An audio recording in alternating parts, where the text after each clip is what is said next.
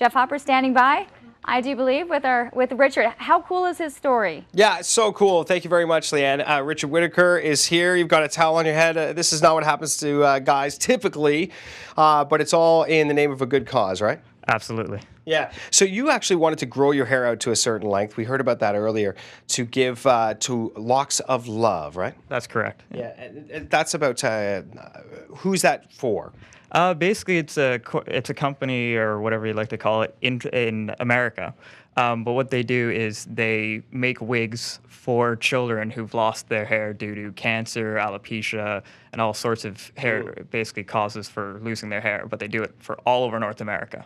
Wow, isn't that amazing? And it's something that you had a chance to see kids in a cancer ward because you've spent time at CHEO and really felt connected to that. Yeah, absolutely. I mean, I saw those kids so frequently. I mean, there's an entire ward dedicated to them at CHEO, and it's stuck with me. So now that I've had the opportunity to give back in some way, I mean, it's only my hair; it grows back.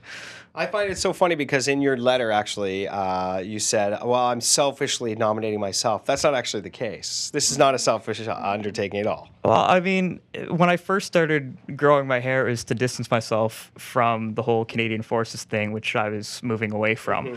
And then that, I couldn't be selfish.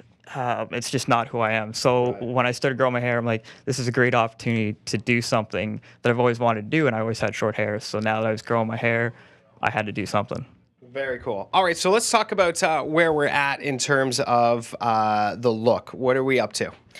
Well, Joe have been doing like such a great job that we're gonna see at the end, and mainly I was trying to give him like tips about like skincare because obviously I can't do makeup right now. I mean, you could, but he's not into it, so. But also like I told him like it's nice also to get like an eyebrow shape, like even to change the look. It changed completely like the expression of the face, so it's nice. And Richard, what happens as you get older, and you'll learn this, sometimes you have an eyebrow hair that decides to go rogue, all right?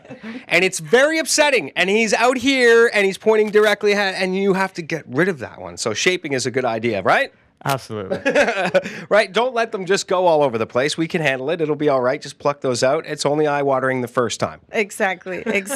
But he'll be fine. And you know what? The men's care products that we see out there now have come so far. Guys taking their skin very seriously now, and there are a lot of, I mean, just a huge line of products. What should Richard be looking for? Well, for him, because he has a very fair skin, it's very important to have like a sunblock. Okay. Basically a sunblock after shave, so he will prevent to having growing hair or pimples or any kind of things like that. A good moisturizing, a good toner too, and especially something to wash your face, because that regular soak, it won't do too much and it will damage more the skin. It's all about looking good for longer. Doesn't hurt to look good. Trust me.